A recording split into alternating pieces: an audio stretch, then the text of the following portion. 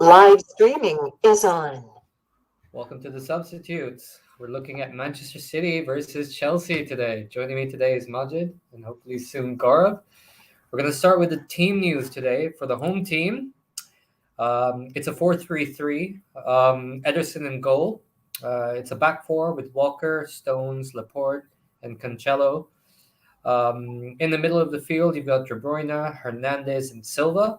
And up top, you've got Sterling and Grealish playing as the false nine, and Foden. For Chelsea, it's a 3-4-2-1 with change in goal. I didn't know Mendy was not available. Balaga. I hope I got that right. In goal, Sar, Silva, Rudiger at the back. For the wing backs, they've got Alonso and Azpilicueta. In the middle, they've got Kovacic and Kante. Then they've got Pulisic and Ziyech supporting Romelu Lukaku at the top. So he is back in the side after, a bit of a debacle. Will we probably see him in intercolors next year? Who knows? He's throwing the mad flirtation out there for it, bro. He's like me. The grass is always greener on the other side. Wherever he goes, he's gonna be like, no, the other place is better. He's so weird like that. For Chelsea, he's like, I'm coming home. It's great. I'm coming home. But you know what? They're my third choice, but I'm coming home. Like, it's just so rude. It's well, like, see, for me, the Chelsea part is all right. The first time you do it, what's that George W. Bush? Fool me once, shame on me. Fool me twice, shame on me. Like, fool me once, sure, like shame on you, but fool me twice now, like, because you've done this now for like 3 seasons in a row. I feel it's like a hat trick. Like this is now like, oh, but my heart really belongs there. I've always been an Inter person. Like, bro, last year was Chelsea. The grass is greener for him. That's what I can say. Like no matter what, the grass is greener for him. The funny part is, I actually thought he was doing all right, and Tuchel's response was like, "We don't need this shit." Like, I don't know why he's talking about this. I agree. Like, I don't get what the big deal was. I don't get why he's like unhappy or why he wants to switch or whatever. Well, he wasn't starting for like 3 games or something like that since his injury. And like, come on, like give yourself a little bit of time. Like he will bring you, like he needs you. And he just threw a fit. Um, Not sure what Sterling was doing there. But anyway, kickoff. Chelsea kicking off. Oh my God, Rudiger. Silva passes it off to the wing back, which is Aspilicueta. Have you started already? I'm still on the like BLM, like the news and Black whatnot. Lives Matter. Yeah, I'm 17 seconds in. It's how it always is, man. In Singapore, I seem to be ahead of everyone else. Seriously, in the stream, not in like In anything the else. stream. In the stream. Not in like. Yeah, it's I can't beat the live ground. That's all I can say. Uh, I uh, I haven't watched any football over the Christmas period, so I I don't think any United fan has. no, it's not. I It's don't not think we're, that. Like the not for one. United team itself is not playing football. How are we going to be watching it? Yeah, Like, like not for one of trying. I did want to watch the games, but like and I was following them like the minute by minute commentary, and it was just awful. Like I can only imagine what it was like to watch it. I So actually did watch the first half and I turned it off because it's very you, Boys, we are oh, back. yes nice. we are. We are How back. goes? Nah, it's good, man. Good to see you, man. It's been I a while. think like Gaurav's like blue background like influenced me. You know what? It's time. Oh, look at the continuation here, bro. He's got the white curtain. You've got the white background. He's got the blue curtain. You got the blue Yeah, background. dude. Look at the fucking continue. Like, oh, dude, it's I love crazy, dude. There. Continuity is crazy. I'm loving it. This is it's like we planned this shit, but legitimately, I'm guessing Naja just burnt his like curtains, old curtains, while being high or something. He forgot to ash the fucking joint. And they needed a new fucking set of curtains. So there we go. So like, am I like Chelsea blue and you're like City blue? Is that like what we're going No, with no, today? no. Oh, No. you know exactly how to rile them up these days. You know that? Like, This features two teams that all of us like love to hate. This is Yeah. both Oh, Chelsea and absolutely City. adore to hate. Like I can't stop hating either one of these teams. You couldn't pay me to stop hating these teams. wow. Like fucking hell. I hate Tuchel. Well, you say He's that. every negative German stereotype. Like as cool as Klopp is for a German is as uncool Tuchel is for a German. Like, he doesn't seem like the kind of guy you want to have a beer with. He seems like the type of guy, like if he was giving you a ride home from the training ground or something because your car broke down, he'd be like, "Do you know how many horsepower my vehicle has?" Like he sounds like that kind of critic. You know what? It's kind of Porsche normally don't make this. Don't buy Japanese, buy German. Because I visited their factory in Stuttgart, they were able to give me. Oh shit, that was close. Aspilicueta was going for a clearance, smashed it straight into Grealish, and it went Oh back. Jesus! Very, very close. Keeper was coming I out. just saw it. There's a worse scenario in this case. Imagine getting in the car with your manager after missing a penalty in the game, and your manager is Alex Ferguson, and you are Nani, who's a showboat on top of everything, and he's just silent for the whole car ride home, 2 hours. Yeah. Well, like Fergie's already kind of hard to like talk to. I feel he's the way you say. I think Fergie's like every like not Scottish stereotype we've ever had, like except for being angry and loud. Other than that, he's not particularly like jovial or anything like Oh that. yeah. Like I he's would very say Fergie was intense. quite jovial.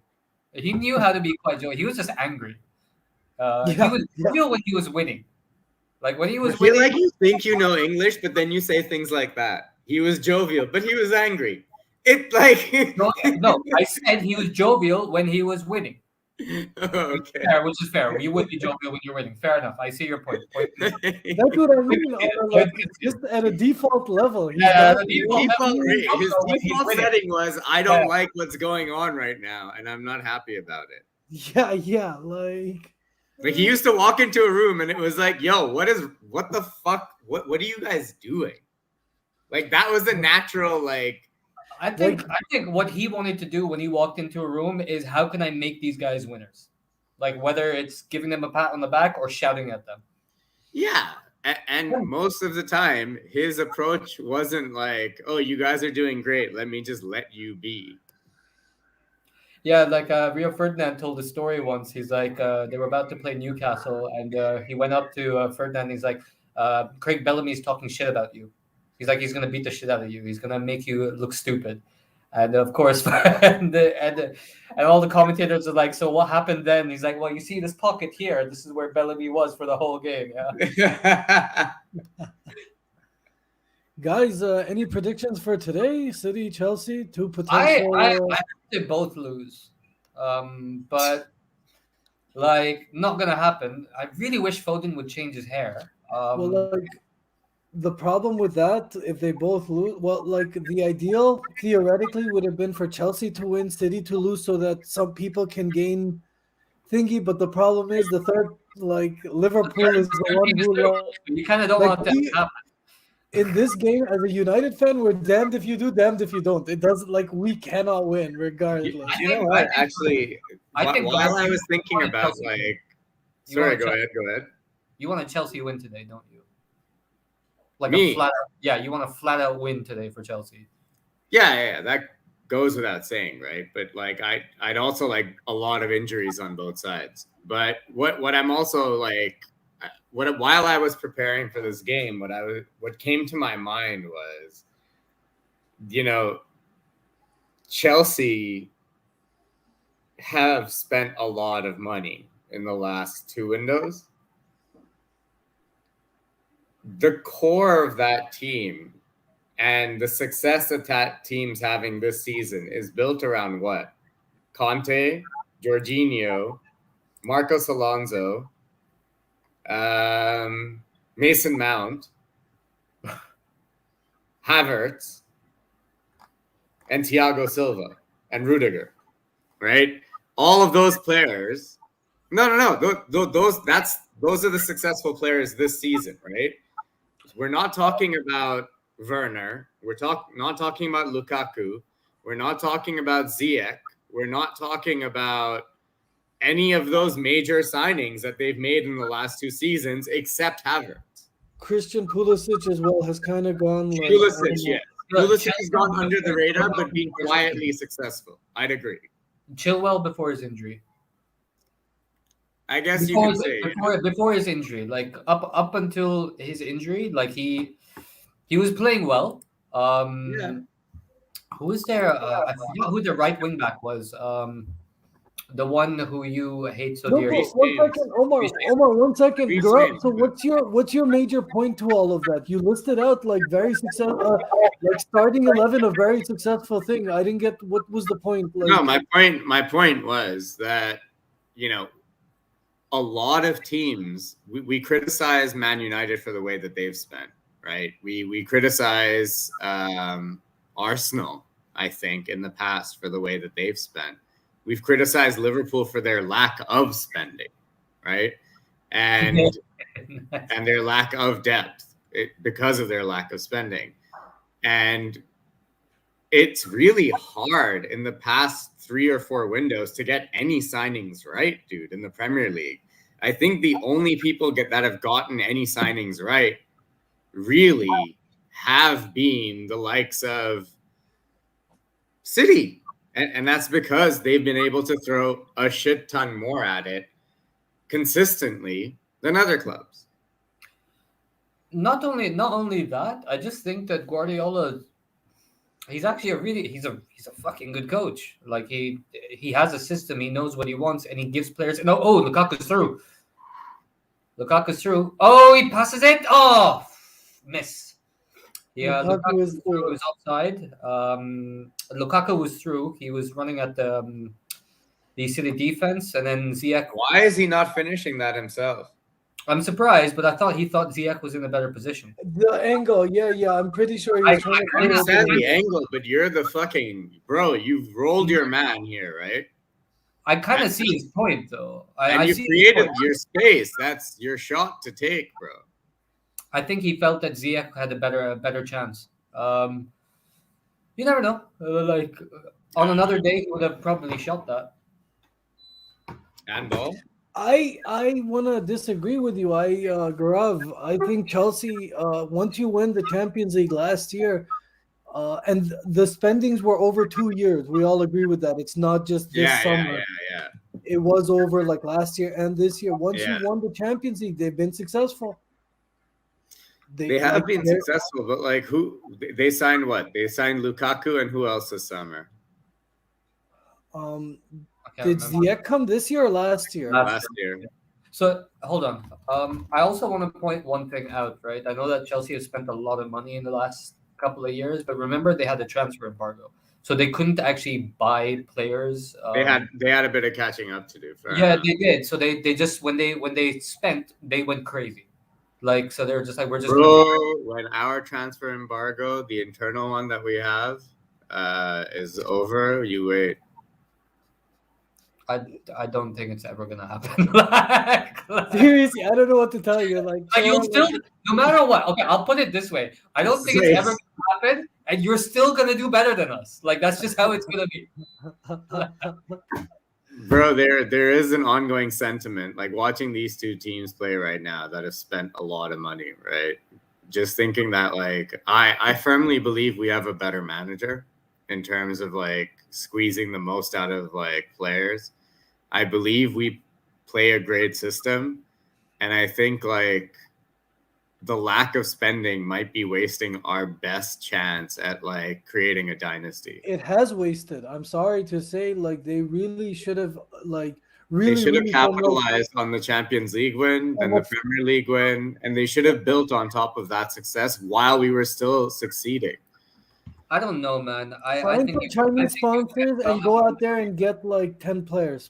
Sign one China, because like Liverpool's a really big club in China, like out of all the markets, and that's the one market the Yeah. entire world will sell for. Like Yeah. they really did not capitalize. They in fact did the Arsenal thing. They won and then they went inwards instead of going Yeah. outward. Like Yeah. they and I agree with him that like you're wasting this Klopp guy. He's not gonna in today's market. You're not gonna get these guys for 40 years Yeah. anymore. And bro, look, like I'm not worried about Salah getting a new contract. I know he'll get that. That'll be sorted before the season's end. But like I'm worried about the fact that like we have Van Dijk, we've got the likes of like Henderson is now like getting into his like twilight. We've got fucking Trent in his prime right now. He's young, but he's kind of in his peak. We've got Robertson in his peak. I don't We've think got peak. Mane in his peak. We've got Bobby in his peak. We've got Jota in his peak. Like we've got a really tight squad, and they're all really good. And like all we're missing is a couple of depth pieces. Like I'm not even asking for like 100 million window every window. I'm asking for like spend 50 million, bro. Spend 100 million on transfers every year. So spend like 50 million every window, or like 30 million a window. Get us a player or two. Like, and I feel like that's kind of been lacking. Like just building on top of already very good pieces. I'm not asking for like an overhaul. No, But- and that's what I So- think what Chelsea did. That's why I'm defending Chelsea. They won the Champions League last year, and instead of being complacent and being like, "Cool, we won it with these guys," they went out and spent more. They really like. That's why I'm disagreeing. Like I think what Chelsea did was really smart. They won and they went double down, and the results are showing this year. Yanni, they're second in the table. They're right there. Yeah, and I agree with you. My initial criticism wasn't towards Chelsea or how much money they spent or who they bought. My criticism was towards transfers in general over the last 3-4 years, and that most teams haven't gotten it right. Like if you talk about like 5 transfers, every 5 transfers, 1 or 2 have been successful for every team at best. It's been hard to get good value in the last few windows. Like that was what I was saying. Like the only team that I think got it like right consistently was City. So I think you bought Jota this year or last year? 2 years ago, bro. So you bought Jota 2 years ago. So I think he was a good buy. I still think that you invested well in Minamino. I think he's going to be the best player of all time. Thiago Silva, I think, is going to come good. I think he's starting. I think he will come good eventually. I think he's too good not to. Thiago Silva for Chelsea or for us? Sorry, not Thiago Silva. Thiago. Thiago. I think he's going to come good. Alcantara. However you say his last name. I think he's going to be. Yeah. I just think you just need to buy 2 players every window. Like Fergie did exactly the same thing. Like when he had a winning team, he would always buy 1 or 2 players at most just to fuck shit up. Like Yeah, bro, and like we sell a 15 million player every window, so we should be able to buy a 25 million player. We're just asking for a net spend of 10 million, like per window. Yeah, look, it's. I'm not Like sure every why. window I'm not we sure sell why- like a Solanke or like a Nat Phillips or like someone like or a Jordan Ibe for like 10-15 million. So like let's get someone in for like just 5-10 million more, and that's a decent squad player for us. That's another Minamino. That could be the next Jota. Like Jota was a 25 million pound signing.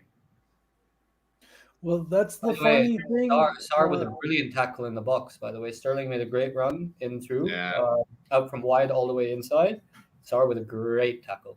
City have like stamped their mark on the proceedings so far. The first 15 minutes, except for that one Chelsea little not even half chance. Like it's been all City right now. No, but also, by the way, Pulisic had a chance to put in Lukaku and threw on goal. He just overhit his pass. I don't know what he was doing. Tuchel was fucking livid on the sideline. Yeah. City and set pieces just make no sense. They should just take it short every time. You're like, just fuck it. Just take it short, take it back to Ederson, reform, and restart like you normally attack. Why are you You're gonna go? tiki taka. You're Just go corner back. tumse nahi ho payega.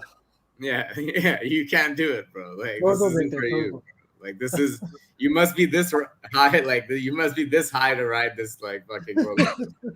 And you are not. None of your boys are. Or they are, but not in height. In other words. Yeah, exactly.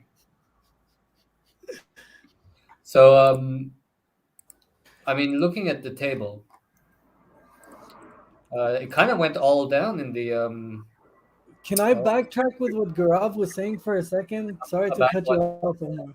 about what? But like this thing that you're saying about buying 5-10 million, like a value buy, value investment versus No, I'm like, saying on top of our player sales. no, if we that's sell fine. someone Whatever for it is, 15, whatever yeah. it is.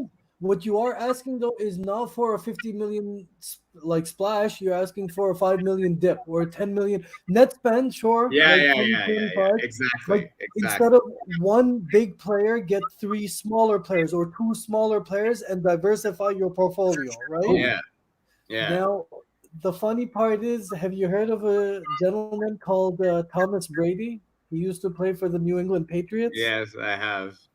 So this guy, even Michael Jordan, one famous Michael Jordan, he was Yes, picked I have. third. He was picked Yeah. third in the draft. Tom Brady wasn't even picked through 6 rounds of drafts. My point is, the best of all, the guy. We need to change the narrative about booms and busts because often the back end office is not supporting the players they pick. So you might take a Ronaldo, for example. United Exactly. Yeah. might buy a Ronaldo, but they have no plan to do They LeBron in don't Cleveland. have time to create the Ronaldo. LeBron in Cleveland, they bought him, but then they didn't support him with any sort of supporting Yeah, cast. yeah. You can't just throw what might have been a better option. You never know. You just might find your Tom Brady in one of the lower things, right? They're Exactly. hungrier.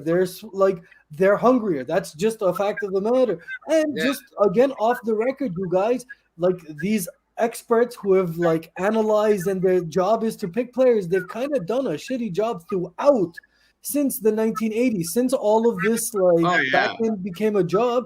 They've kind of not done the best job. I've told this to Omar before. I don't know why United doesn't buy 10 players at 5 million each versus one player at 50. I don't get this. Like, why not diversify and just see?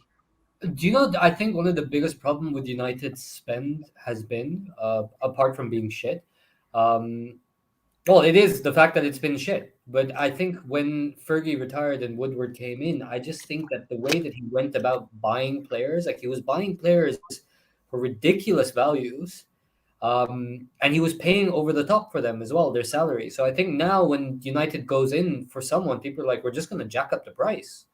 No, Which I we think can We look, know I they're think going to there's two we sides to can that. thank to Mr. Ed Woodward, no one else. Yeah. Yeah, The, he like, really and this is screwed my up. point. The back end people do not get blamed enough when they do a shitty job, Exactly. even though it's literally their job. It's not the play. Like And I it's wouldn't not say the they don't get- manager's. It's not the I- manager's job to decide how much that player costs. The club. So I wouldn't say, by the way, sorry to cut you off, Corv. I wouldn't say that they don't get blamed. I don't think there's punishment for them. That's what I would say. Like There's no Woodward- accountability, bro. There's no accountability. Exactly. The point is, there's no accountability, right? Sorry to cut you off, Corv. So like, I think, look, as far as Majid, your point of like value buys, right? Like that's what we're talking about here. We're talking about value buys and we're talking about return on investment. I'd argue Liverpool have been better at that than most clubs when it comes to value buys and value sells. But our problem is we've just stopped participating, right? United's problem is you overbuy and you undersell, right? But that is not a Jose Mourinho problem. That is not a Louis van Gaal problem. That is a Manchester United back office problem. Yeah. Why do we as a club overpay player salaries and player transfer fees and agent fees? And what are we doing to change that? Are we now going to stop going after players that are above a certain age or above a certain wage demand? I don't know, but there has to be a change in philosophy. If you look at City, their transfer business is very polished, bro. There's no bullshit there. If you look at Chelsea, also very polished. By the way, is the highest spend under Guardiola for City Riyad Mahrez 60 million or something like that? I think it is. By the way, I think he just No, they bought buys a it. defender for something huge Yeah. as well. Yeah, they did, but like I think Mahrez is their biggest buy. They buy a lot. Like they would spend like 40 Oh million yeah, millions on rapists. But they buy they spend about 75 million to 80 million every window on average.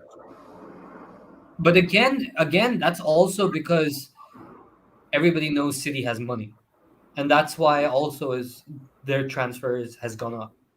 The pricing always goes up.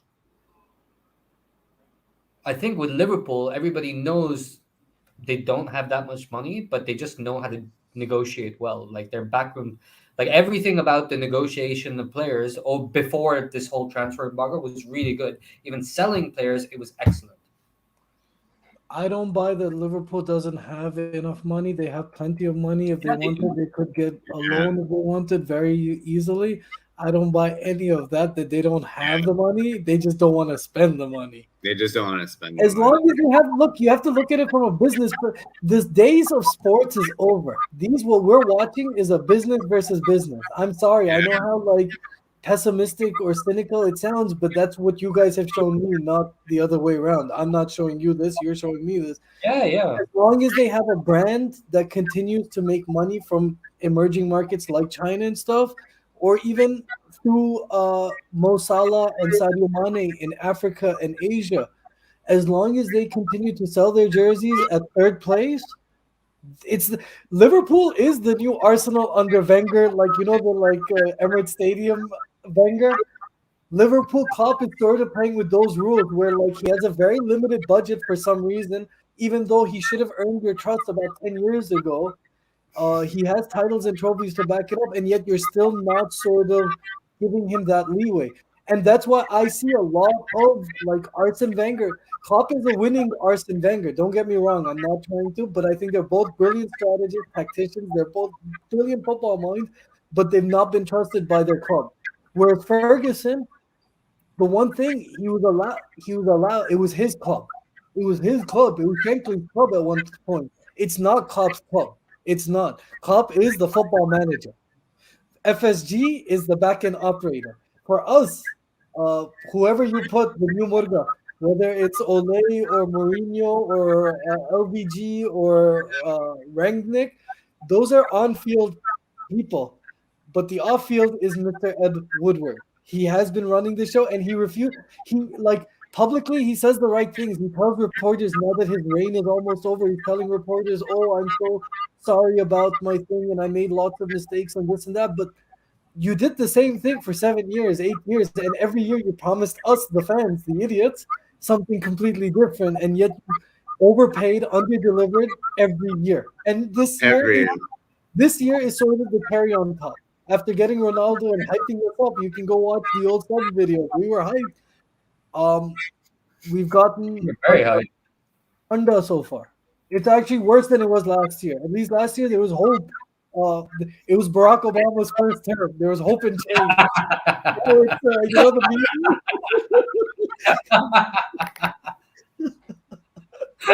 Oh, Yes, fuck. we can. Yes, we can. seriously, the under Olay, there was a little bit of like It was. It was. like Frodo style. We'll get to Mountain. How gloomy is it for you guys right now? Like with the new I haven't manager? watched anything over Christmas because I was away. So I didn't watch Because anything. like it legit looks like nothing's changed. I feel the most sorrow, not for me, not for Omar, not for Mr. Ferguson, but for Ralph Ragnick, someone who has spent his career innovating and developing, and now to be stuck in this shit show that is United. I'm at a loss for words for once in my life. Did you see Ronaldo's interview? Yeah. No. I thought it was great. I thought it Really? was amazing. I thought it was really good. What I think- happened? Wait, can we like recount what the Basically, Ronaldo was just he threw his weight behind Ragnick. He kind of told the players that meant like you need to change your mentality. Like you can say what you want about the system. The system's important. It's not the most important thing. You need to have the right mentality to put the system in place. So he's like, you need to change your mentality. He publicly called them out. But he didn't go so far to say when they said, "What would you change at the club?" He's like, "That's not my place to say. Like I would, I'm not the person to ask about that. But I think we need to do better." And that also starts with me. I also need to tell myself how I need to do better. Which I kind of think this is it's the very different from the Maguire things, which is like we need to do better, and I'm gonna do better, and like I can't believe that's my fucking captain. But like honestly, I look at Liverpool and like their captain is just the embodiment of the club, and I look at Maguire and you know what, our captain is the embodiment of the club, but it's a shit show. Like I really liked what Ronaldo said. I thought I'm really glad that someone said it, and I'm glad that he said it. He threw his full weight behind the club. He threw his full weight behind the manager, but he gave people shit as well. Like he, Gaurav? I look, I I agree on some parts, but then I also think like bro, like why are you coming out to the media and talking? Like why aren't we like what you could have easily done? What you could have easily done is just pulled aside the fucking players and said, "Yo, we need to figure this shit out. Otherwise another manager is going to get sacked." Yeah. And we have no excuses. It's on us now. It's I think he did. clear it's on us now. Like it's not about anything else. Like I think when he comes out and he says, "I didn't come to Man United to finish outside of the top 3." I think that's almost like it's a bit media savvy where you're kind of separating yourself from the problem and you're like, "I've told the players this is not good enough. We need to do this, we need to do that. Even me, I need," but like you're the one who's separating themselves from the problem and saying like you're the one who's creating a distinction between you, the team, the issue, and the manager. Because you're the one who's coming out publicly and saying something to Sky now. Like outside of like your post-match interviews and shit like that. Like I didn't come to United. In my opinion, United should be first, second, or third. We cannot finish outside these positions. It's like, yeah, bro, but like besides like some goals and stuff, great, which is why we bought you, you know, like what else are you doing to get us there? But that's the thing, though. So sorry, Majid. Let me say this. Like, I think that quote, "I didn't come here to be sixth or seventh." I think that's kind of taken a lot out of context. You kind of have to look how he said it as well. So when you watch the interview, it's like, of course, I didn't come to Man United to finish sixth or seventh, but I do genuinely believe that these players and with the players that we have, we can finish third. Like, we should at least finish third, but we should be challenging for top. And that's what he was kind of trying to say. Fine, I think you've got a point saying that, he's come out to the media and he said, why hasn't he taken the players out and said that? And I can see where you're coming from. But I reckon someone like him, like the way that he talked about the interview, he's like, if they want, like, I'm old now. He's like, I'm an old player and an experienced player. He's like, if these guys want to come to me and ask my opinion, I'm here, and I will give you my opinion. But if you don't want my opinion, then you guys need to look inward and change yourself. And this is what I did throughout my career. Like. When an older player came up to me when I was 17 or 18 and gave me shit, I'm like, I need to listen. Like, I need to listen. These guys are more experienced than me. And so I need to do better. And he's like, not everybody is like that. Everybody needs to be a little bit different. Like, you need to approach these players a little bit differently. So if that doesn't work, then change yourself. So I don't know. Look, Go. my counter to that, right, is And I'm sure like anyone watching or like you guys must also be thinking, yeah, it's easy for you to say like your club's doing fine or whatever. Dude, last season and my club in general, you've never seen a player come out and just say anything like that. Whether it's a captain, the only people who speak to the media like that are the manager. In post-match last year, Trent was getting all the fucking criticism in the world. The only time he spoke to the media was in post-match interviews. Last year, we were getting all the criticism in the fucking world. No one said shit to the media. We got it together on our own and made it to top 4. I'm just saying that there is a fucking there's a pseudo appearance of leadership as opposed to actual fucking leadership taking place. Like I'm sick and tired of United players speaking to Sky or speaking to the media as individuals and having a word and saying, yeah, we need to fix this and so bad and we need to do better and yeah, we'll do better, I promise, mommy. And then it's the same shit. It's been years, bro. Yeah, that's a fair point, by the way. How are you guys not sick of this? No, you've got a fair point. Let me say one more thing before I pass it on to Majid. Fair point. You're right. Whenever United played shit under Fergie, the club would lock down, and he would practically be the person to say shit. In fact, the time when someone did say shit, he was kicked out of the club, and that was our captain. Yes. Fair point. I'll pass it back to Majid because I think he's got some points to make. Where do I start with this one? Number one, yeah, I don't know why footballers in general. I don't know, like it's more of a basketball thing. I think I've heard more often, or even American football, players only meetings. I haven't heard it that much in soccer. Just to be clear here, like I haven't heard it that much in soccer. People don't call players only meetings for whatever reason. This scenario, I think anytime you have a manager in trouble, you're supposed to be communicating with each other more than, not less than. Yeah. But like human nature is to actually communicate less in moments of pressure or moments of stress, not more. Whereas I think to clarify an issue, you need to speak more about it when you are stressed. They have not done that. They clearly, Harry Maguire is talking to BT Sport, Ronaldo is talking to Sky Sports, but they're not talking to each other. They're talking at each other. Yeah. Literally, it's a very bitchy, passive aggressive sort of mentality, a superstar mentality, I will add. The second thing is it's very, again, for Ronaldo to come out and say we should play better. He's the number one.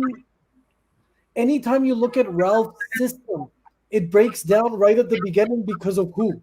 Not because of David De Gea. He's doing his job. I just want to be not clear because here. of Edison Cavani. It's It's up fucking top. Ronaldo. It's Ronaldo who half the time either his body language is off or his like mood is off or he doesn't want to run or Bro, he didn't runs Gary too Neville hard. say it the other day that him and Bruno were just fucking whinge bags. Just whinge bags. Like, so this for Ronaldo to say all of this instead of to just shut the fuck up and perform and to lead, not just It's perform, but rich, to dude. lead, is very rich. I don't know where you come off saying all of this to everybody else. I feel like you're the one who needs to start running, start moving. I get you're 36, 30. That's not my problem. You signed up to play this sport. Like, I don't know what to tell you, and you're paid a lot. What the conditions I live on a daily basis, bro, the money they make in a week, oh my god, it could pay villages here. So I don't want to hear anything. You get to kick a ball for a living, and even that Yeah, can bro. run well. So Yeah, I, bro. So look, about the whole issue. Look, by the way, I agree with.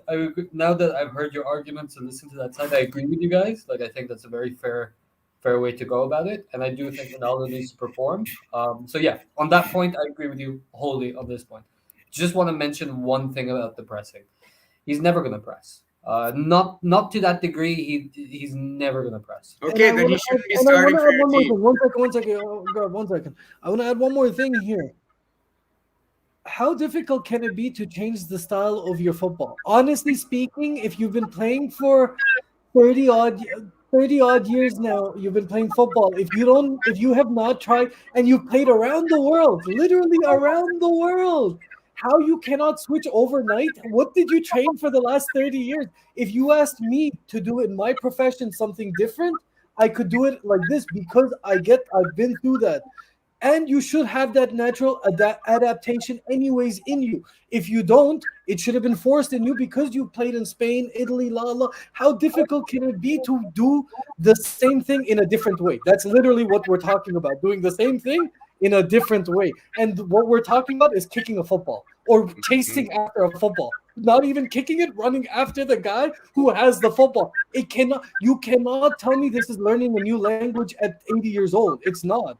It's really easy what they do. I don't care. They're not learning calculus, bro. They're not doing anything academic. I don't care what anyone says. They're running around a field or looking at tape. So in his entire career, I can for United anyway, I can only think of 2 games where Ronaldo pressed. I'm not talking Ronaldo. I'm talking about 11 footballers. I'm talking about the entire team. How does the entire team look so? And by the way, just to bring it to today's, Chelsea is kind of playing like United does. They're very disjointed today. They're not making basic passes. They're not getting from one defender to another. They're managing not to. City is going to score eventually, I think. Really, just to bring it back to today's game, I also think City should be scoring. About Chelsea being disjointed. This is how they played against Liverpool, and eventually they got it right. They played this like head tennis fucking game with Liverpool all game long, and we created enough chances in the first half out of it, but in the second half they tired us out, man. And there's every likelihood that if City don't score in the first half, Chelsea will tire them out. Oh, that's a brilliant save. I thought that was a goal. City went through. What a save, dude. I honestly thought that was a goal. What a save. Grealish has to score. You gotta score. That is a really good save, by the way. Grealish has to score there, bro. Has to score. Grealish has to score there, bro. By the way, for all of our Ronaldo talk, he has to score, but it was a great save. Like for all of our Ronaldo talk, I did want to talk about Jack Grealish and how I feel he has underperformed just as much, if not more, than Ronaldo this year. Okay, let's finish off the Ronaldo bit and then we'll get on to Jack Grealish. Okay, so for me, I think you guys didn't pay a transfer fee for Ronaldo, but at whatever wage you're paying him, you're not getting your money's worth. He's not leading, right? He's not whipping anyone into shape. He's not being a great influence on the youngsters. All the things that we talked about that Ronaldo would bring, the only thing he's brought in is goals and attention. That's it, right? And the goals are also drying up now. So what we're seeing, that's a stomp. It's not a stomp. I think he went for the ball. Well, he went for the ball, but it is a stomp. But obviously, they're not going to give him a red or anything for that. I hope it's completely accidental. Bring it to VAR. You never know these days. If VAR decides to check it, you never know what the hell could come up.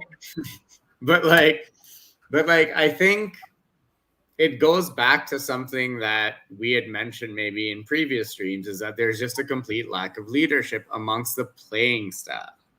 There isn't a willingness to change. Now, Ronaldo is in a position where he can go out to the media and say whatever the fuck he wants. He's untouchable at United. Now that he's there, he scores those crucial goals. He's kept you in the hunt for a couple of trophies here and there and for a bunch of games. He's done his bit. Ronaldo at this point in time can say whatever he wants with impunity, unlike Ralph Rangnick. I would argue that Pogba can come out and say something to the media, and he's not even been playing with impunity. And I think that's the issue at United, is that the players have so much power that even in their inaction and inability to improve over years and years of different managers, they are just stuck there like fucking rot. They're So- just stuck there like rot. And whoever you throw into the mix is just rotting with it. Whether it's a decent manager, a new manager, a fucking new direction entirely, a new style of football, they want to play their own game. And they have enough power to get enough results to make the manager look bad, but to make themselves still be around. You can't get rid of Marcus Rashford now. You can't even get rid of fucking Anthony Martial, bro. How the fuck are you gonna get rid of how the fuck are you gonna get rid of these guys? How are you gonna get rid of Ronaldo until he wants to leave? How are you gonna get rid of Varane now? How are you gonna get rid of fucking Harry Maguire and turn a profit? Who's gonna get these wages off of you? All of these guys are in a situation where they're so comfortable, they don't have to fucking change. They don't have to move on. You have like a squad of Obamayangs. Yeah, that's a very fair way to put it. We've basically become Chelsea in terms of player power, but we're not as good. Yeah. It's At least Chelsea's players were good, bro. Yeah, exactly. The Terrys, the Lampards, the fucking Hazards, the Drogbas. Our players are excellent on paper or in FIFA. Not in basically, real life. that's a very England thing to say, by the way. On paper, they were brilliant. Like, like they should have won so much. Like, it is what it is. Except for that donkey Harry Maguire. Everyone else, I think, like on paper, but that's where the Harry Maguire, not on paper. Except Harry Maguire, who some United fans. Bro, when we get to like our first 100 subscribers, I'm gonna make a greatest hits of Majid. Just fucking clip of him saying like on paper. On paper, Liverpool is like depleted, completely depleted. Yet we managed to not score against a 10-man Arsenal. Bro, there's something about Liverpool against 10 men. As soon as the other team goes down to 10 men, we're like, yo, it's not fair anymore. We're not scoring. That's the thing, Klopp. That's why he like speaks to my heart. He's a good dude. Like, what can I tell you? I'm just like, bro, like as soon as we've never scored against 10 men. Wallah. No, you have. I'm telling you. You scored one against us. Yeah, one. You should have scored 18. We should have, bro. But I'm telling you, we take pity. I don't think you should have. Like, that's your own fault. Like I'm hoping. I don't know what happens. I think we're just so calm. We're just like, eventually.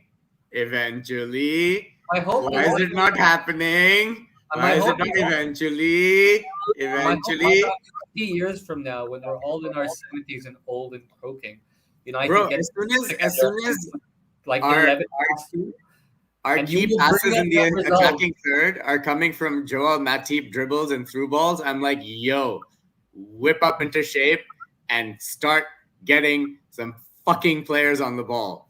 Why is Matip the fucking instigator of our attacks right now? When you say, is this when Matic runs from the heart of defense all the way through to attack? And he goes into the box, bro. And I think it's great. I've seen Rio Ferdinand do that. I think it's great, bro. But when that's our best chances, I'm like, yo. No, okay. So I'm gonna say this. I'm never going to give Matic shit for that, and I don't think you should as well, because we used to have Matip. Matip. So when he used to run forward, we used to have someone named Mike Smalling. I think you know him. And Mike Smalling, what he used to do is he used to run forward, charge forward, maybe like 30, 40 yards, and then side pass it or pass it backward. And it just used to be the most frustrating thing I've ever seen. And sometimes he would charge forward, lose the ball, give away a free kick, and concede from that free kick. Things that he does. Like, no, my homeboy like dribbles good, bro. Like he gets my point. He balls, bro. He balls. Like, let's give him that, all right? But like, yo, where are my through balls coming from my midfielders and like my fullbacks and shit? Like, let's play football again, boys. Like, why are we counting on Joel to do this? Like, and when when the crowd starts yelling shoot, shoot because Matip has the ball, I'm like, yo, shut the fuck up. He doesn't need to shoot. It's like when Company hit the ball from like 30 yards. He scored against Chelsea. He scored a 30-yard screamer. Yeah, dude. And Aguero was like, no, Vinny, no, and he scored from 30 yards. All right, we lost the title to that. We lost the title that year to that shot. Yeah, that was 2018, 2019. We've lost the title to that shot too. Don't worry, you're in good company. We lost the title on the last kick of the season. That was fun. That was magical. That was magical. I still like, it's the one player who you kind of feel really bad for, Aguero. The fact that he had to retire. Just sad he had to walk away. Like he Like, was. that's not how, like, he didn't you get should to. like someone with that. As MJ said, Patrick Ewing used to say, they're gonna have to carry me off the court, and MJ said, I'm gonna walk off the fucking court, and Aguero didn't get to do that. That's the thing. Like, with someone with that many accolades and just the achievements, he should, like, he deserved a lot more. Like he was great. Pound for pound, best striker ever. Yeah, in the Premier League, I think so. I think he's up there with Henry. I think Arsenal fans would a whole No. Pound for pound. Given his size, his height, his weight, if you're comparing him to like an Henry or a Shearer, those guys were giants, bro. Yeah. Those were physical specimens. Henry's like 6'3", I think, right? 6'4". Yeah, Henry's a fucking 6'4" with who could sprint like fucking Usain Bolt, bro. Usain Bolt style, yeah. Like Henry's a physical specimen. Alan Shearer, no better fucking header of the ball or striker. I would want to agree with you, but yeah, you know what, pound for pound maybe, but I think a lot of shorter strikers have not been given like the leeway he was. Like he matched up with Pep Guardiola really well. For example, like Ian Wright and Arsene Wenger had a very quick divorce, but I think Wenger could have made Wright into something. Righty could have been, Righty could have been. Cole, Dwight York at United. I don't think they were, for whatever reason, after '99 they weren't given as much chances as I think they could have been.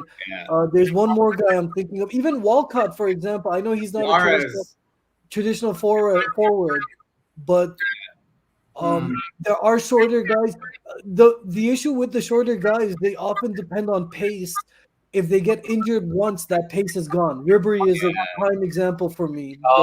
Ribery was. The moment he got injured, he lost that USP, that one thing that really, like, they can all dribble a ball. It's how fast they can dribble that ball. I think in that, like, Suarez, again, another pound for pound, like, amazing striker if you look at it. And then I think, like, an anomaly, like, physical anomaly would be Arjen Robben, because he was the quickest player on the pitch pretty much until the day he retired. Even that's when I mentioned Ribery. I was going to talk about Robben, was probably the only exception to the rule where he got injured, but he still kept going at that speed. He never seemed to slow down that much. At 34, 33, he was quicker than like most fucking 22-year-old fullbacks he was going up against. Everyone knew his move. Everyone knew he would cut in and he would slide it into the near post. And they could do nothing. Nothing about it. The new Robben for me, in that way, I was thinking about this yesterday, the new Robben for me is Karim Benzema. Over the last 3, 4, 5 years, he's quietly like solidified himself as one of Real Madrid's like goats. Really, really. And I never predicted this.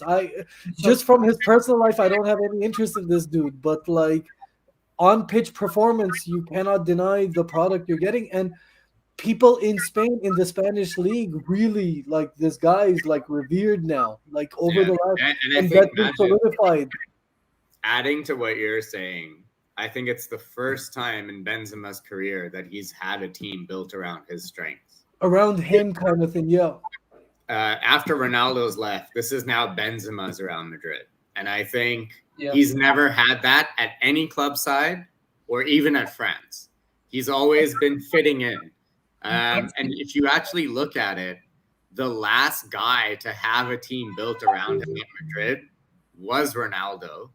And before that, you could argue fucking no one.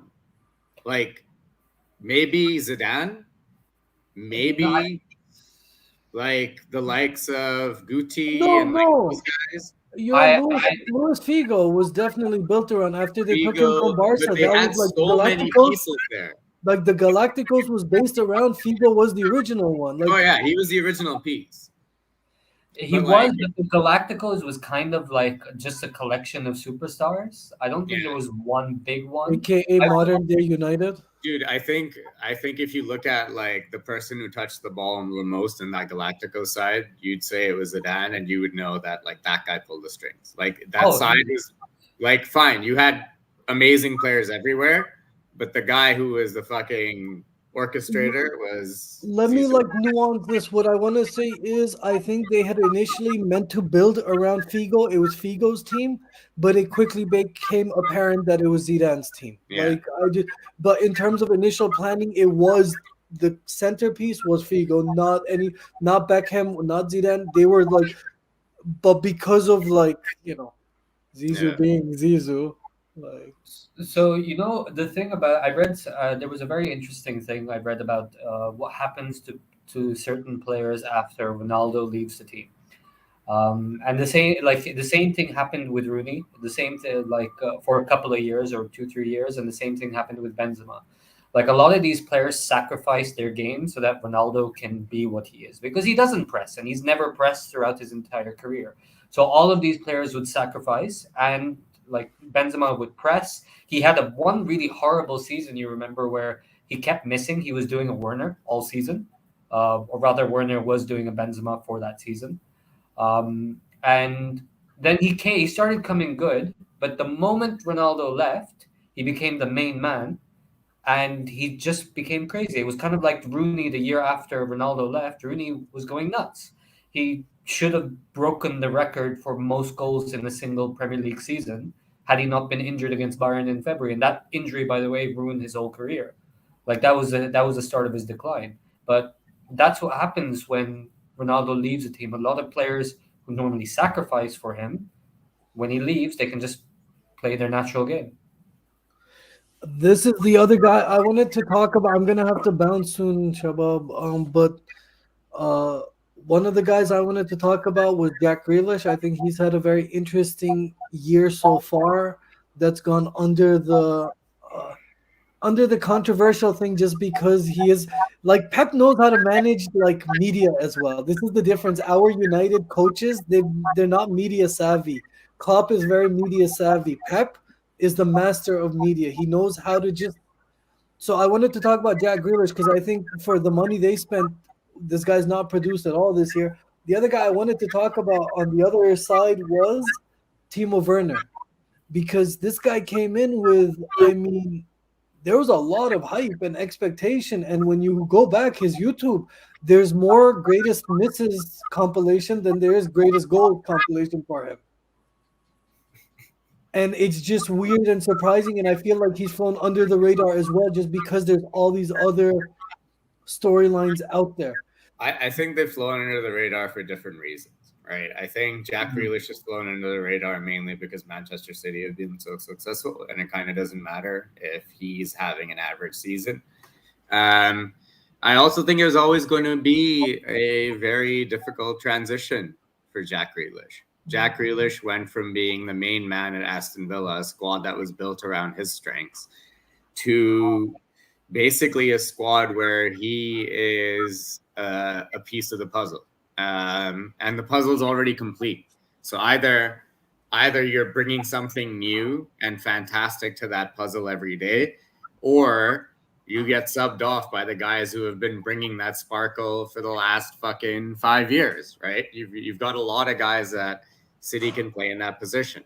Luckily for Jack Grealish, it doesn't fucking matter, because like every other City big signing, we'll forget that he cost 100 million in 2 years by the time he's actually blooded into the side. And if Guardiola stays that long, You can bet Jack Grealish might be their next false nine, or he might be like cutting in from that left flank and scoring like 10, 15 goals a season. He could be the next De Bruyne. I'm not worried about Jack Grealish that much, but I will agree he's avoided criticism because City have been so fucking successful. On the flip side, Timo Werner's avoided criticism this season, I think, because he just got so much criticism the last couple of seasons. He's been so shit. No one's defending him anymore. Like Chelsea fans aren't defending him. No one's thinking that this guy's gonna prove them wrong and like fucking bang in like 10 goals in the next 7 games. It's not gonna happen. It's not gonna fucking happen. No one's betting on it, and no one gives a shit. Basically, like Timo Werner has gone under the radar because that's where he belongs, dude. It was controversial because Chelsea didn't have a striker. Now Lukaku's not doing well. He costs more money and he's louder. So there's more attention on his failures. I do wonder what it is with Chelsea and like ruining strikers. There's Shevchenko, if anyone remembers. There's Torres. I mean, Liverpool Torres. Have you seen the dog meme versus like Liverpool Torres? When you go back, is like, oh my god, he could do some Superman stuff. And then you watch the United miss, the like Chelsea United miss, and you're like, is that the same striker? That's the greatest miss of all time, in my opinion. Because it's not just like if you put me and I miss against like professional whatever. This guy is like, have you seen some of the goals he scored? Like, you know what my favorite it's also the context of the miss as well. Like he was having such a bad time, and you're like, wow. And by the way, that game, he was playing really well. I don't remember, like, you know how they'd always say, I'll leave it with this. Like, you know how Vidic used to get sent off against Liverpool a lot. Like Torres used to torment him, right? Like that one game that he absolutely ruined him at Anfield. He used to physically bully him, bro. Yeah, like literally demolished him. Now, if you watch the other games, right? The other game at Anfield, he got sent off by fouling Torres. But the entire game, Vidic dominated Torres. But it just became the narrative, right? He would just start getting sent off and sent off and sent off. The same way that Torres, the same narrative with Torres, he absolutely killed it that game. I was like, fuck it hell, this guy is going nuts on us. And then it was 3-1. He goes around De Gea. You know how he missed, but it was so smooth how he went past De Gea. And then next thing you know, like it was just was that Liverpool Torres transitions to Chelsea Torres. And like the thing is, I'll never forget, man, the game before the winter transfer window, we played Chelsea, and he scored in a 2-0 or 2-1 win, and he scored both the goals.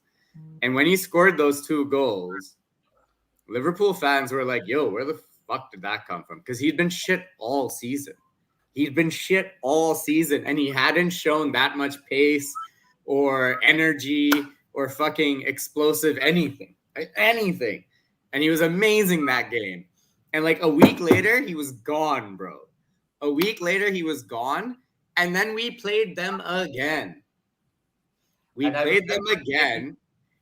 And it was at Anfield. And Jamie Carragher fucking schooled him. Like, it was... And you can watch like Carragher's interview with John Terry about that transfer. And he's like, when we found out that Chelsea had paid 50 million for Torres, we were like, what the fuck are they thinking? Like, because everyone at the club, if you'd been watching Torres play that season, he was shit. He was absolute shit, and we knew he wasn't even worth 25 at that point. But, you know, congratulations, Chelsea, bro. They won a Champions League with him, so fuck it. Yeah, like he was on the squad that won the Champions League. I wouldn't say they won the Champions League. The worst squad in history. One of the worst champions. It's like the equivalent of that Bayern team in 2001 winning the Champions League. What was his name? Mateus. the really famous player. Lothar Matthäus, Yeah, yeah. and he left the club and he was fuming. He's like, I Yeah. can't believe that side won the Champions League. Like it just shouldn't have happened. Oh, Yeah, dude, Second that half Chelsea is side was starting. fucking horrible. horrible, Second but half is starting up again. Yo, Shabab, I have to bounce. I have to be off somewhere.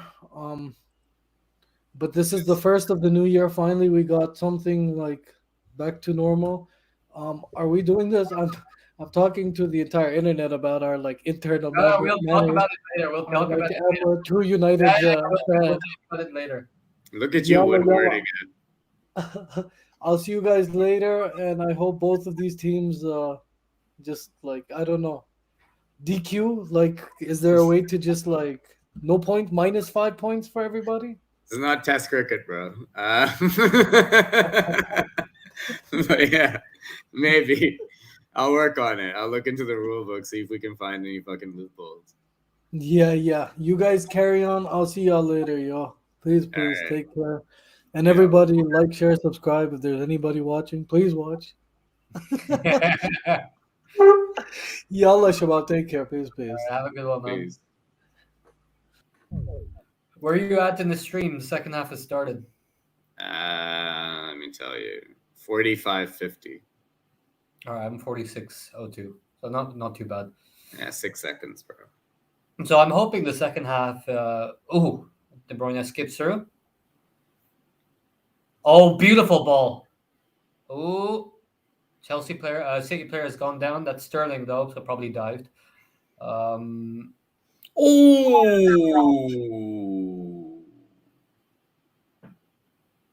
Yeah, that's nothing. That's just Raheem Sterling forgetting how to put one foot in front of the other. You will never let it go. No, bro, he's a fucking piece of shit. But it's great that we won the Champions League like so soon after he left, and like we started whooping City. That's the thing. As soon as Klopp arrived, we started whooping City. Didn't matter Oh, that they had. Lukaku's through. Oh, brilliant save. See, that's the thing, dude. Chelsea like it to be messy. I'm telling you, Chelsea like it to be messy in midfield. Wow, what a save. Yeah. That's why I don't like Tuchel, because he likes this dirty, fucking messy football. This grind the fucking other team to dust football. I hate it, bro. It's so fucking, it's head tennis shit.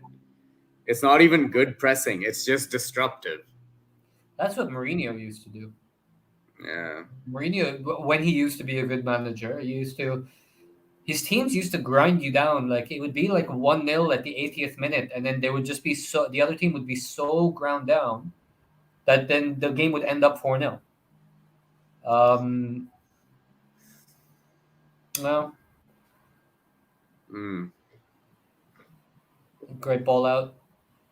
Great ball out to Sterling. He's taking on Sarr. He turns around. Beautiful ball. Ooh. All right.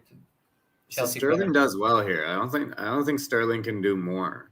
He's done everything right. Yeah, he's done everything. It was a good ball in. Oh, good ball. Ziyech, I thought was much quicker than that, by the way. Yeah. But by the way, against Walker. Oh, that's a lot of pace. Walker is fucking fast. Fuck, it's got to be shitty to be a winger and then go up against a fullback who's quicker than you. That must suck ass, bro. Because I know what it's like playing football and just like going up against a fullback who's slower but bigger than you, because they just try to cut you off all the time, right? They just try to cut you off physically from the ball. But going off against someone who's quicker than you must be so shit, bro. Mm-hmm. Yeah. Kyle Walker must be so difficult to play against.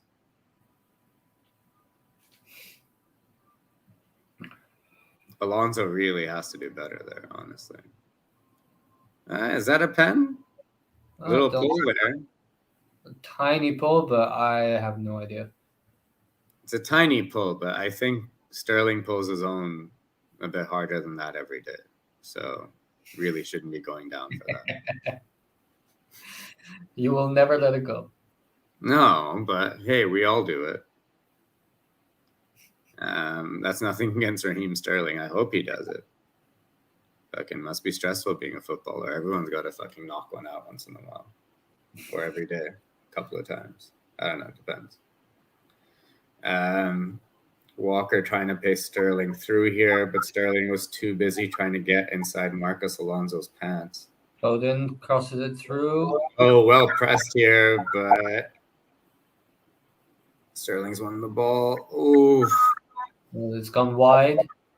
Underrated defender this year, Antonio Rudiger. Maybe the Yes. best center back in the league this season, actually, arguably. Yeah, he has been excellent. How many Harry Maguires would you castrate and sell for one Antonio Rudiger?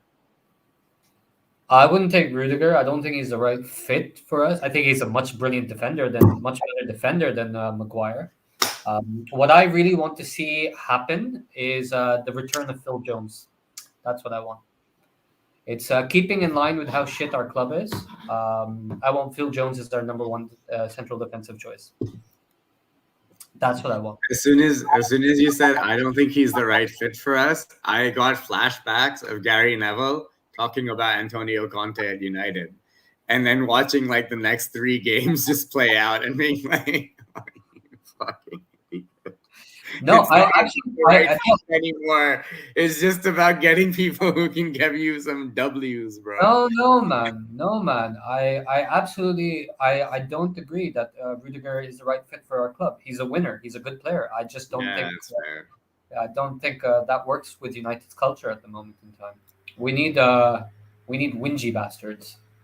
Such a good ball into the box by Grealish, and no one's getting there, dude. No one's there. At Villa, he's got Ollie Watkins getting on the end of that. Free kick for City. That's so cheap. So cheap. Kovacic should know better too, though.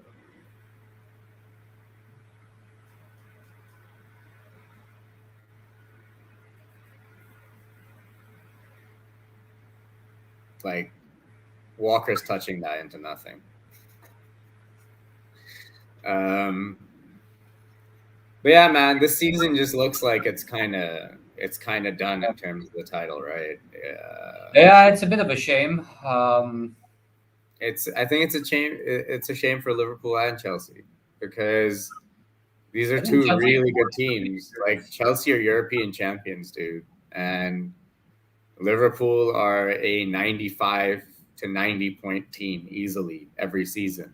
And the fact that just because City exists, that's never going to be good enough is fucking tragic, right? Because we're probably seeing like 2 of the better Liverpool and Chelsea teams in the last like 10, 20 years just go to waste. I wouldn't say waste. Like Liverpool have won a title in the Champions League. Don't get me wrong. I'm chuffed to bits about it. But I'd love for us to I'd love for a draw or a couple of losses to not mean the title race is over for a couple of seasons. I'd love that. Yeah, it's just I think ever since Liverpool won the title, I wouldn't say City have been imperious since because they had a period. There was a period last year up until maybe late November, December, where even Liverpool looked imperious. We were in the lead. Yeah, you were top. And then City then you started losing a lot of games or drawing a lot of games and losing, and City just went on that crazy run where they just couldn't lose, and I think they what was it like 23 games in a row or something, or it was about to be 20. Yeah. Player went down. Offside. Ooh. That's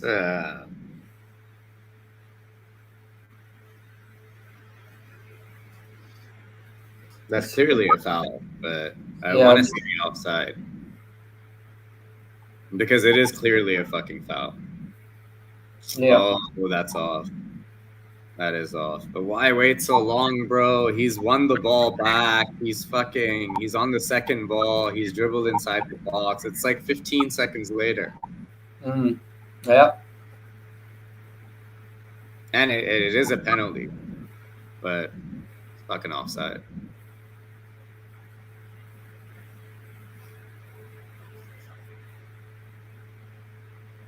I hate referees. Who doesn't? I fucking hate referees. I hate the standard of officiating in this league. Yeah, I've lost faith in it. I fucking wish Liverpool played in the Bundesliga, motherfuckers. Fucking watch that shit. The Bundesliga isn't half bad.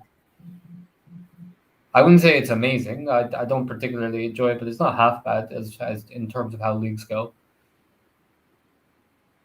It's now looking to be all City. City have a corner.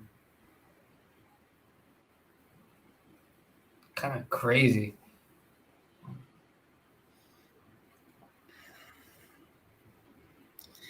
Man, I know this is gonna sound like I'm hating because I am, but fuck Manchester City, bro. Just fuck this club, dude. Fuck this club right in the fucking eye. Fuck them. Fuck their fucking money. Fuck their fucking wooden sponsorships. Fuck their fucking bald manager. I know I'm bald. I can see you cunt. But fuck this team, dude. Fuck this team. Fuck this team. Fuck this team. Fuck this team. Fuck their stadium. Fuck everything. I hate this fucking club. I just hate the fact that they've ruined football, bro. They've ruined the league. And guess what, dude? This isn't going to change for a while. A while. I think the other teams just need to step up, and I think they all have the opportunities to step up. I think Chelsea could step up at any time if they wanted to. I think United could step up if they actually got their shit together. Liverpool just need to start spending. I think you've got a great coach. I think you've got a great team. You just need squad depth. I do feel that like City they're so good at the back end that they make everything work, and they're so good not just on the pitch, they're so good on the back end. Like they get everything right. Even with all their corruption, they get everything right. It's easy to get shit right when it's not legal. Yeah, fair enough. That's a fair point. Conte here, driving through, slows it down, and Ziyech picks up a free kick. It's kind of just going nowhere, but yeah. Kind of lucky to miss out on a booking there, De Bruyne, because he's had a couple of those. And he has just chopped him down for absolutely no reason. Yeah. Yeah.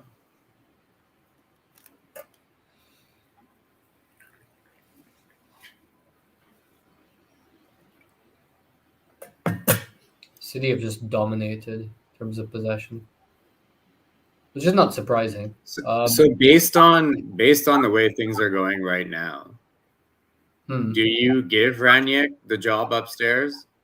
No. Upstairs. Yeah, I don't mind him getting the job upstairs. I really don't. I do think there needs to be a cultural reset, and I think he would be very helpful in that cultural reset. We've seen it for a long time. This club, there's so much wrong with it. I still think it's going to take time for the players to get their shit together. I don't know if this is the right group. I think certain players need to be dropped. I think you need to drop Maguire for sure. He's just not performing. Anybody who's not performing needs to be dropped. I think that's been a problem with this club for a long time. Like, if you're not playing well, they would still get picked. And I think that brought a lot of complacency into the squad. So start dropping players if they're not playing well. I don't think you can have any untouchables in the squad. It just needs to be purely based on performance. And you start there and you start getting things right on the back end. And I think with Ranić, I think he knows what he's doing.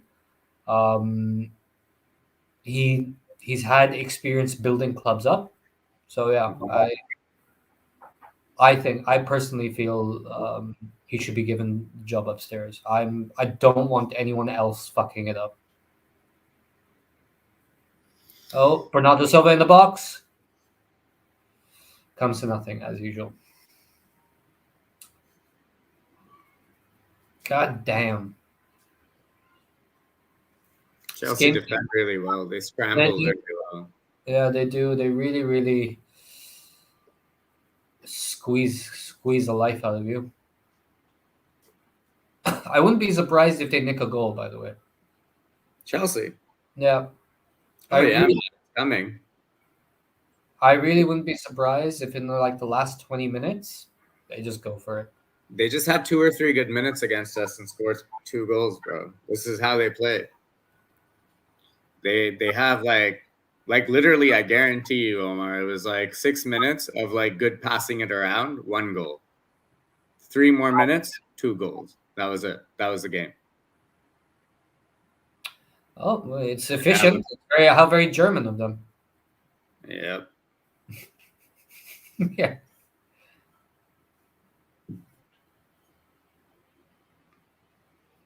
Fuck, that's disappointing for Rudiger. He's doubled up on Grealish to win the ball there and to pinch it. And you can see Alonso's there as well for the second ball so they can spring a counter. It's so disappointing for him. Yeah, it's a really good run by Grealish, by the way. Yeah, but it just doesn't even look like a free kick for me. Yeah, he was going down. The first one, the header.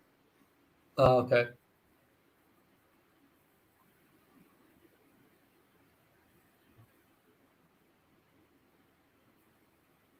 And De Bruyne can score direct from here. He's capable. He's certainly capable.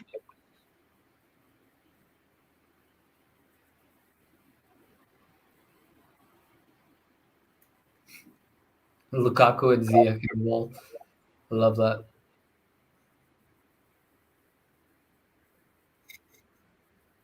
Oh, good save by him. Goes direct and Kepa tips it around the post. Well done. Probably show. Something about De Bruyne in that position. You're like, I think this guy's gonna shoot. Yeah. I haven't watched much. I didn't watch much of the Christmas games, but I've heard he started to find a little bit of form. Oh, what were you doing? What a dick! Oh, wow. Yeah, what a dick. Ziyech here on the counter. Finds Alonso. Yo, those are you get a chance like that, like you got dream it. those type of volleys. You dream, like no matter what, you let the person do it. Like you see that, you let it happen. Who Anderson I don't know has who to kick it high in order to get something away. City here looks so disjointed by that miss. It's like they can't believe it themselves. And now it's Alonso on the ball. Chelsea look a bit riled up by that. They look like they've been woken up a bit. Moving around a bit more on the pitch. That's great play from Azpilicueta.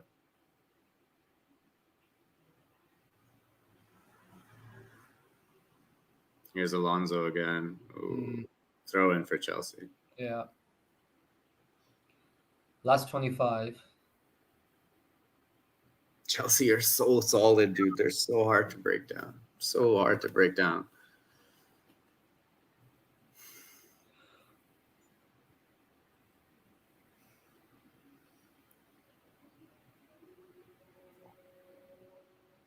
Just So imagine.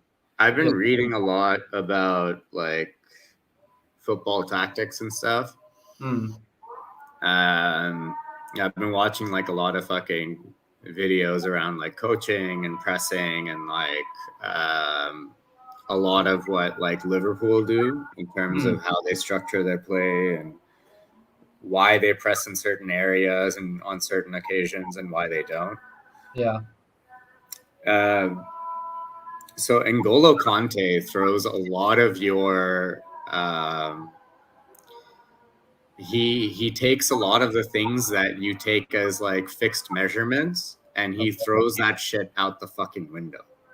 So your math, your predictability, the probability, your danger areas where the ball should be and shouldn't be, your areas of pressure and your triggers, they don't all apply to him anymore, right? Because of his work rate, because of his ability to get around people, because of how good he is under pressure and like how aggressively he can press two players as opposed to just one position. So like this guy is like, not only does he pass like the eye test, but and the statistical test, but he's such an anomaly that he throws other teams' planning out of whack. Like, He's a good player. it's insane, dude. I couldn't believe. Ooh, that's tough. I couldn't believe that. I remember when the transfer market was happening, and I was just saying, why aren't we going for Kante? And Chelsea just easily bought him for 30 million. And 50. Was it 50? Yeah, I think it was like 40 or 50 million, something like that. Let me double check. They got Chilwell for 30. 32 million. That was right. Wow. 32 million pounds. And that's the thing that kind of bothers me. Like, he was so good. Why weren't United in for him?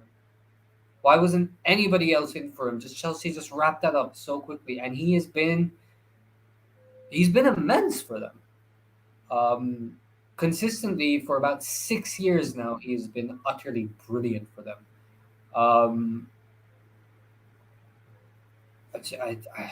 God, what a player! Like, what else can you say about him, right? Like, what a fucking player. It's very, very frustrating how good he is. Yeah, I can just imagine him being at Liverpool. Fuck, we would just play. Chance for Sterling. We would just play him and Fabinho in midfield. We could play Thiago as a 10 if we wanted. Yeah. Fucking, we could play Bobby as a 10 and have just like Jota up front, Salah and Mane either side. I mean, that's a foul on Lukaku, man. VR would have checked that and maybe fucked it up. Not clear and obvious enough. Well, if you're asking Raheem Sterling to finish, yeah. Good luck to you. Ziyech is off as well.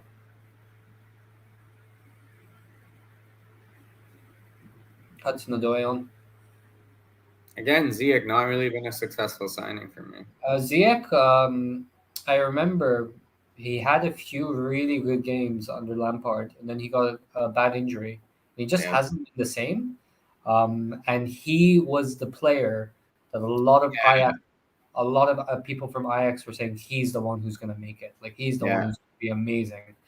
And yeah, he's not come good. He's not come good. I'm kind of hoping that he does, just not at Chelsea. But from what I've seen, he's quality, dude. Yeah, he's really good. He's really, really good. I honestly think one of the best players around in the league right now is Mason Mount. It's just fantastic. Yeah. Yeah. I 100% agree. I think Mount is Just yeah. such a solid player. Oh, I just and like De I Bruyne! think- Oh my God! What a goal! oh motherfuck. Oh, wow! Wow! What a goal! You have to What a admit, finish. what What a a fucking goal. finish. Because he gets fouled there as well, doesn't he? He gets fouled there. Stays on his feet and Yeah, laces it, man. Just puts his foot around it, laces it into the far corner. That was FIFA. Wow! Fucking What a nuts. finish, dude! What a finish! The ball Yeah. was He fucking rides that challenge and Wow. then in traffic takes that shot beauty. That was a beauty. around Thiago Silva, around Kepa. That's a great finish.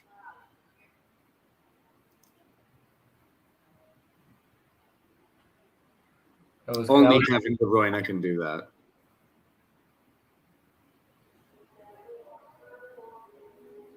Yeah. Only Kevin De Bruyne can do that.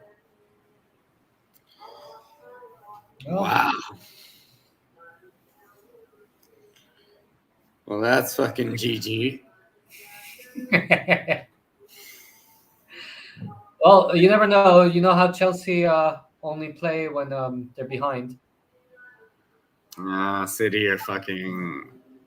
City are so good on the counter now, man. Yeah, true. Hudson-Odoi is through. Force wide. Oh, Azpilicueta. Oh, chance. Chelsea just need to pile it on here, man. Oh, Werner, you piece of shit.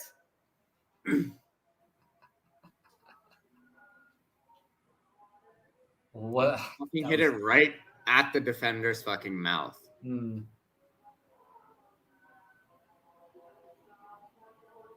Hungry? Okay. Werner's got you. Timo has a little sandwich for you. Okay. Forcing Chelsea it up pressing wide. really well. Kovacic has done well there. Rudiger.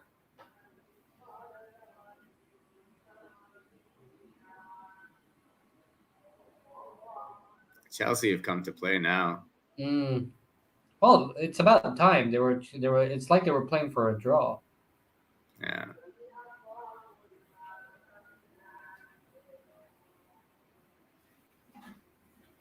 It's a great interception by Sarr.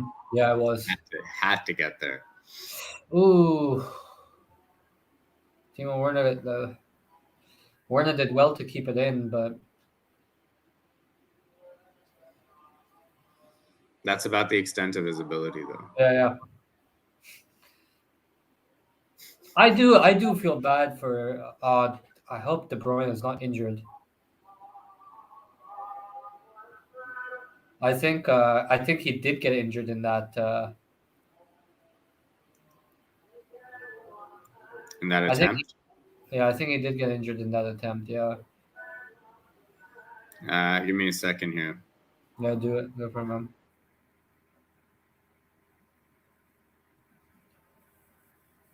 So De Bruyne is down. I think he might have picked up an injury right when just in the build up to his goal, he was fouled right before he shot. He still managed to get it off, scored a beauty, and yeah, he's off.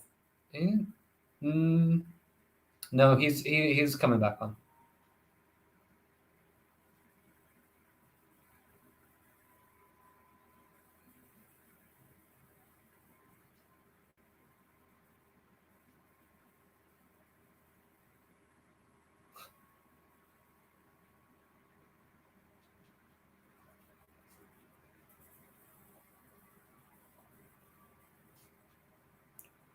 Chelsea really need to kind of pile it on, like they.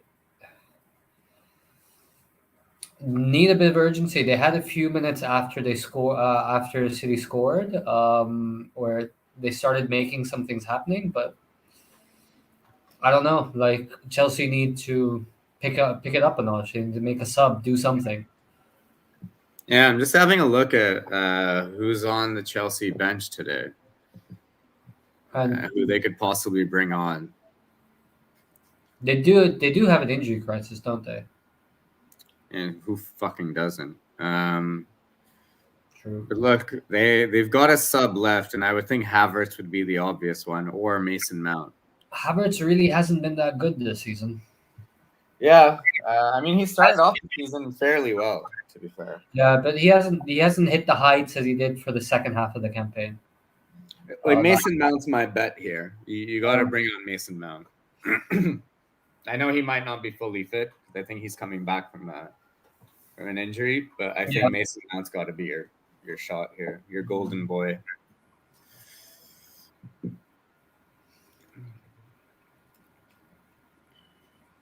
Chelsea piling forward. Here's Rudiger. City about to play it out. Werner can't play a simple pass. What can he do? City played it out quite well. Cancelo trying to pass it on, but no. Sorry, read it. Sorry, read it well. Yeah. Sar's played well this game. Yeah, he has read the game really well. Oh, that's a beautiful turn from Hudson-Odoi. That's fantastic. He was under pressure from two City players, managed to evade both of them.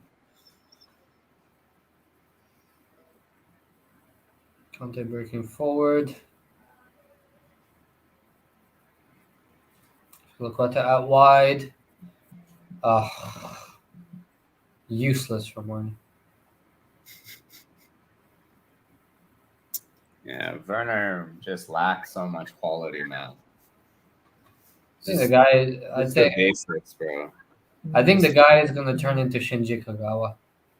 No, he's not. Kagawa was a fantastic fucking player. No, he was. He was a fantastic fucking player. But after he came to United and went back to Dortmund, he never quite hit the heights. And now, yeah. Because where you motherfuckers were playing him. Yeah, I agree. We didn't play him well. But, like, he went back to Dortmund and, yeah, Foden's breaking. Good defending. It's a Yeah, great tackle from Bernardo. It was.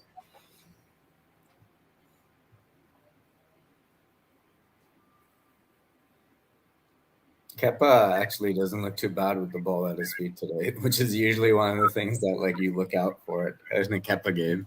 Yeah. He's done well today, actually, Kepa. Yeah. Mason Mount's been called. There we go.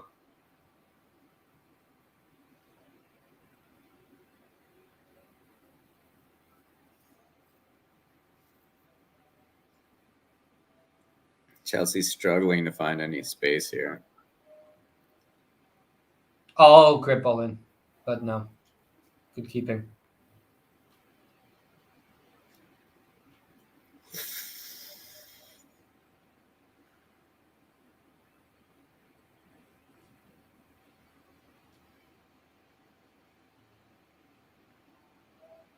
Yeah, he's gotten forward. Yeah, there needs to be a chance. There needs to be a moment here. Something.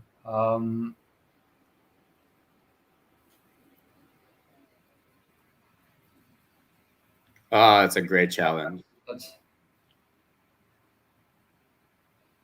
There's Hudson-Odoi. That's a foul. Oh! Well, no. No. The feet were too low. That's nothing. That's his trailing leg. Yeah. Here we go. Mason Mount.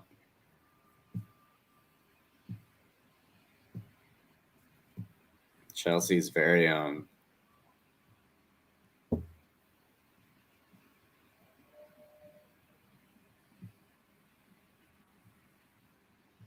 That's an Adoy's over this. Mm.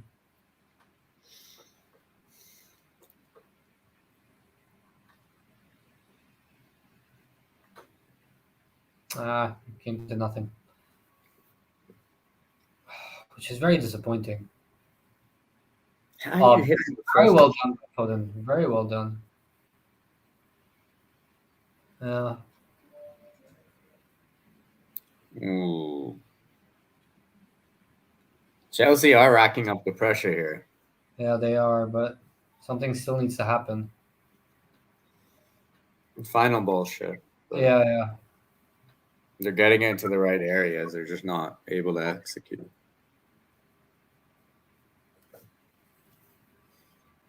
I think it is very disappointing for Chelsea because you could Yeah. argue they've not really created any chances in either half. Yeah. I think Mount goes up and plays off of Lukaku now.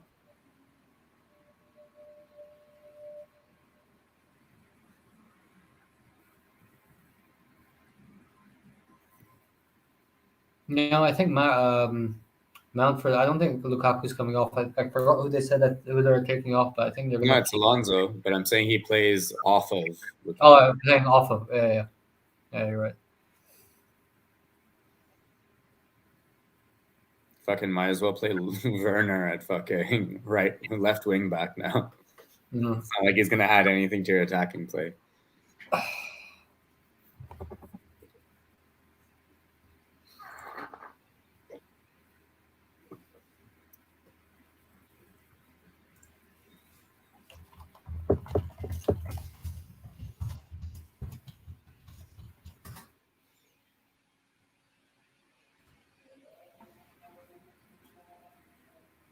At what point does Guardiola get bored with winning and having all these toys to play with? I don't think he ever will. Fuck that guy. He's the Jeff Bezos of football. I love all the memes from Bezos, especially now that he's made himself a little bit bigger. Yeah. Thinks he's a thick boy now.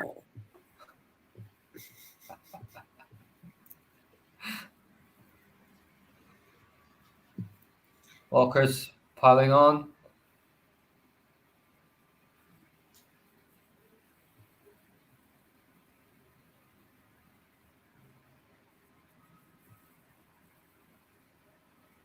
And it's all just about retaining possession here for City now. They'll just pass it around for as long as they like. The question is if Chelsea can create one real fucking opportunity. And that's all they need. Just one. Yeah. But it's been 90 minutes and they haven't really created one yet. Well, 82 minutes. No, well, they've had one big chance that they should have scored. Yeah. Which let's be honest, Kepa did very well there. Sterling's passed through. Oh, Phil Foden, great shot.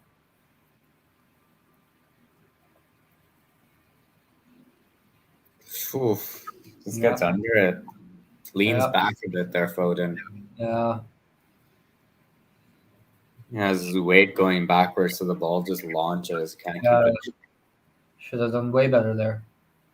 Yeah. It's almost like he chip crosses it there. Mm. Like he's not trying to put his foot through it.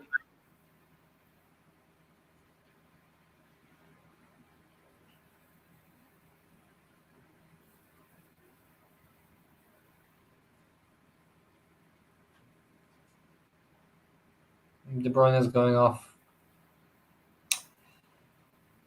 For Gundogan. So yeah, City don't have an injury crisis. Yeah, too many players to have an injury crisis, huh? It's the most frustrating thing to watch Manchester City play sometimes. All the time. You call me a City hater. I don't give a fuck, bro. There's a lot to hate. Yeah. Well, fuck it. What can you do? I'm doing it. I'm salty. I'm hating. I'm marinating in it, bro. Fuck this club. Come on, Chelsea. Do something. Well, we can hope and pray. Do something for the league. You fucking cucks. Foul? No? Foul, ref. Come on. No. Let's play go on. It's Sterling here. Do something. I just have this feeling that City are going to score again. It was Grealish. Ooh, good from Kepa, that. It was like they were toying with them.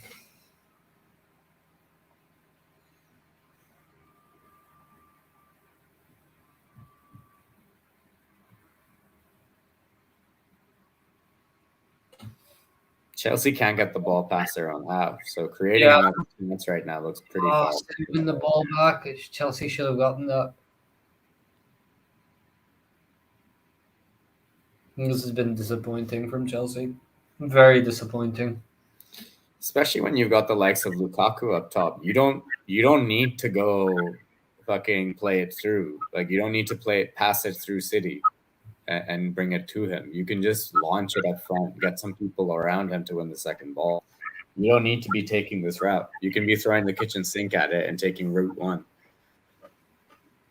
So Chelsea fans should be fucking pissed off with this tactic of wanting to play out of the back and pass it through fucking City, because that's the hardest thing to do against them.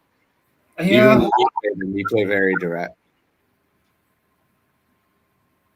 Chelsea, the Guardiola teams have never done well against directness. Like you look at this Barca, you look at the Barcelona team. Chelsea, the Barcelona team would demolish us. They would just play around us, but they would always struggle against Chelsea because Chelsea was very strong. They're very direct, yeah. But the thing was that we could be very strong against Chelsea as well. So like we knew how to handle it. We'd lose games, but we'd win a fair few as well. Yeah, I like with Guardiola, I think that's the blueprint. Just bully the shit out of them. Yeah, you have to. You have to like physically bully them in midfield. You have to touch them up. You have to make them feel uncomfortable. Like uncomfortable getting on the ball. Like every time they get on the ball, they should be afraid of you being just about to get to it, or that you're about to hit them. Like that's kind of what you have to do. You have to touch up these little bitches. Yeah, you do. Yeah, you do. And Ederson's done well today, by the way. Ederson's been great. Though with his sweeping. A very clean game. Yeah. Foden, really, really, please change your fucking haircut, man. Yeah, real Slim Shady. It really is Slim Shady. It looks like you if you got thrown into a vat of bleach. Not even close. Yeah. Not even close. Yeah. He has more hair than me. Except your nose is as big as his face. My nose is as big as your dick. So imagine Phil Foden, but on his nose he has another Phil Foden. And then bleach that whole thing white.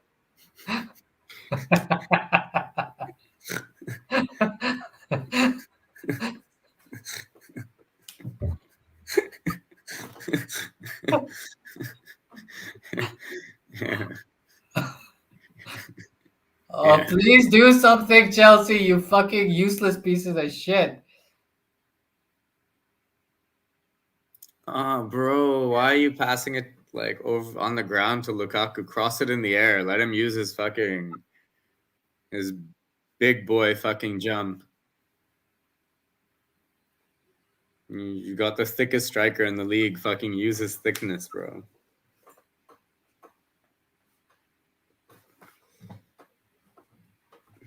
Oh, God.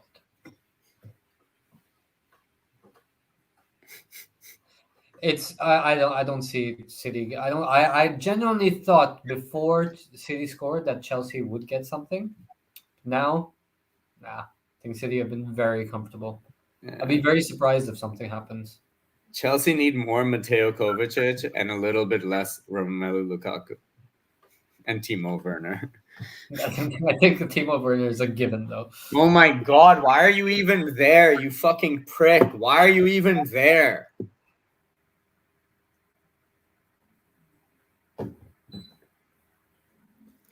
That goal by De Bruyne, wow. Wow. I think the interesting thing is he doesn't really like wind up for that shot. He kind of just like snaps it. Yeah. And he was kind of thrown off balance after he was like fouled. So he did really well to like. It was a very smooth motion. Come on, Lukaku. You guys, there you go. Finally, fucking launch it. Just hoof it, bro. Let Lukaku win a header. Launch it again. Don't be shy. Don't be shy.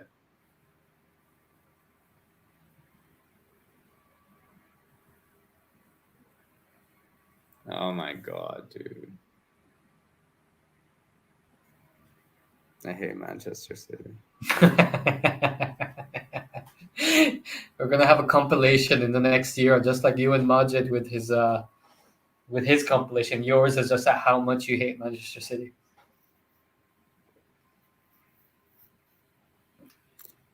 No chance. No fucking chance, eh?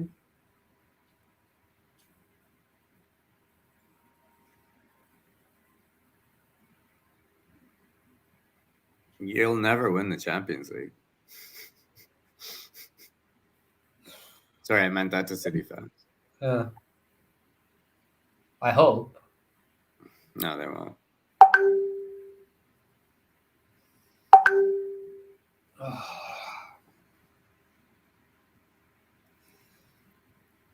Here we go. One last hoof up the pitch. And City won.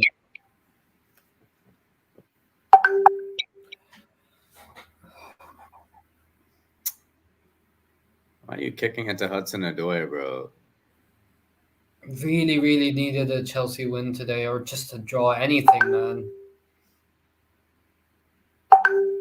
Jesus Christ.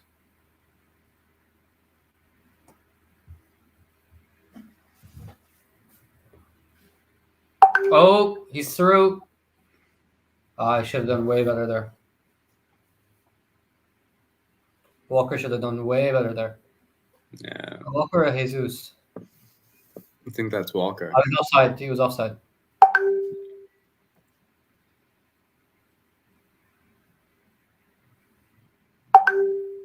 All right, you can send one message at a time, please.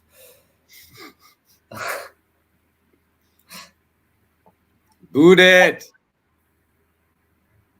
You fucking pussies. Stop listening to your Fucked it manager. up. You fucked it up. Fucking boot it. Now you want a free kick. Can you boot it now?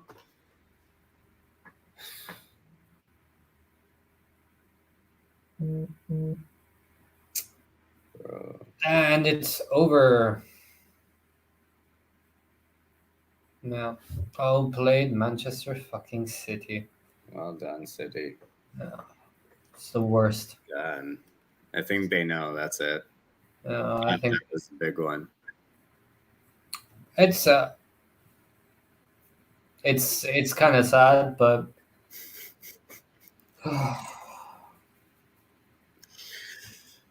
Yeah. Well, at least my team's in the Champions League, but I don't know what you're gonna keep watching football for. I love supporting my team. What can I say? I will always support my team to the bitter end, and it looks like it's going to be very, very bitter for a long I'm time. glad your team doesn't like supporting each other or playing football. True that. Well played, Manchester City. Another title. At least it's not Liverpool, I suppose. That's all I got. That's all I got. They've been brilliant. We've been the substitutes. This has been another miserable day. Chelsea, you useless pieces of shit. And I hate Manchester City too. All right. Peace out, boys. Gaurav, good to see you. Peace. We'll catch up soon. Yes, we will, man. Here we go. Take it easy, man.